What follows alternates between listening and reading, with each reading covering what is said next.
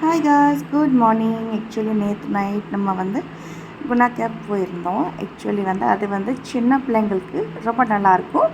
பெரிய ஆளுங்களும் அப்படியே சில ஆளுங்களை என்ஜாய் பண்ணுவாங்களே, அந்த மாதிரி தான் ஜஸ்ட் ஒரு டைம் பாஸ் ரிஃப்ரெஷ்மெண்ட்னு சொல்லலாம். அதனால் ரொம்ப நாளாக நம்ம பிளான் பண்ணிக்கிட்டே இருக்கோம்.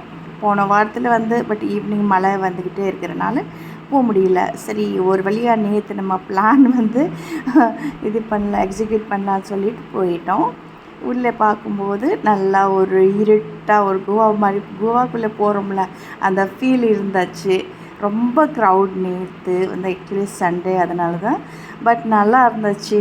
குட்டி பிள்ளைங்களுக்கு இப்போ லீவில் அவங்களுக்கு கூட்டிகிட்டு போனீங்கன்னா நல்லா என்ஜாய் பண்ணுவாங்க. சூப்பராக இருந்துச்சு. இது எங்கேன்னா சொல்லணும்னா, இது ஐயர் பங்களாவில் அப்படியே அந்த ரிலையன்ஸ்க்கு ஏத்தாப்புல அந்த கிரவுண்டு போட்டிருக்காங்க. சூப்பராக இருக்குது, நல்லாயிருக்கு. உள்ளே குட்டி பிள்ளைங்கள் நல்லா என்ஜாய் பண்ணிடலாம்.